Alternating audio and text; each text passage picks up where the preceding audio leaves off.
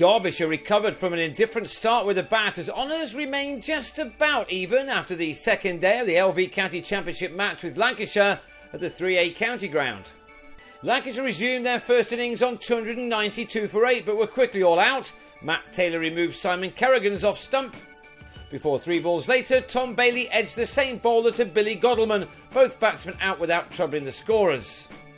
So Lancashire had lost their last 4 wickets for a single run overall, to be dismissed for 293, but Peter Siddle was soon causing problems in response. The Australian delivered a punishing opening spell, but it was Bailey who got the early breakthrough, trapping Ben Slater in front on 11.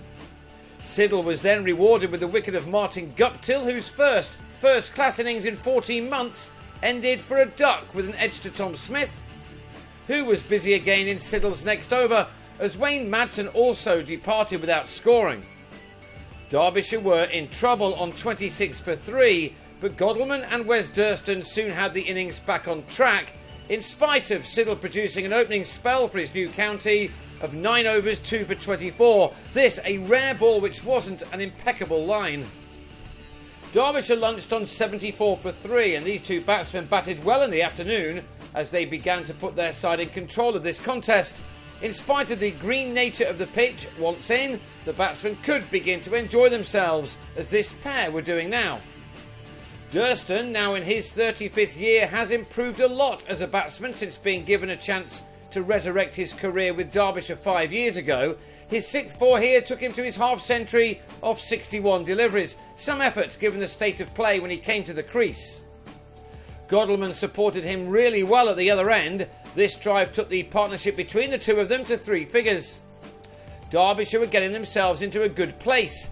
Godalman matched his partner by getting to his own 50 off 88 balls. That run down to third man, bringing him his 8th 4. He was raising his bat in an over from Smith that cost 17 runs, as these two really began to play some shots. In fact, at this stage of the day, hardly an over went by without a boundary, with Durston by now at the top of his game, especially when facing the Lancashire captain.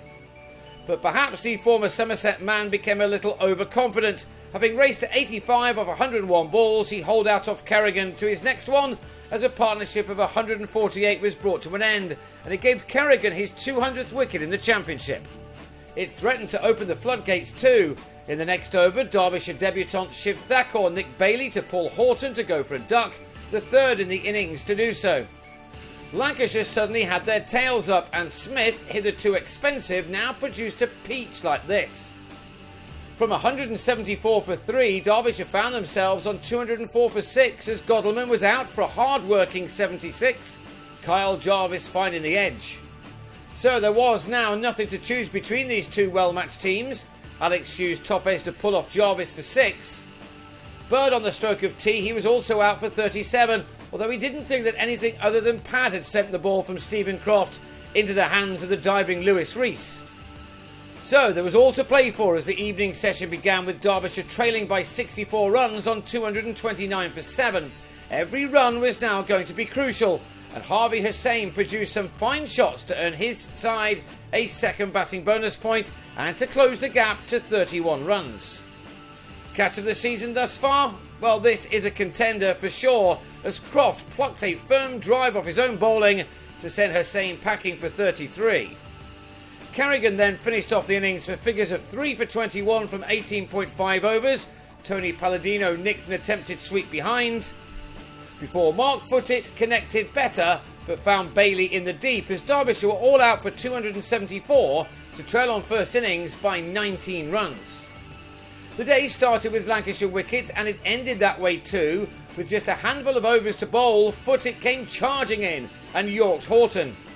Taylor then found the edge of Rees's bat, before he also had night watchman Siddle taken in the slips by Madsen, all 3 men out in single figures. That late burst has opened this game up no end. Lancashire got to 36 for 3 by the close thanks to some hard work from Alvaro Peterson and Ashwell Prince, and their wickets are possibly now the key ones on day 3, which the visitors will begin with a slender lead of 55.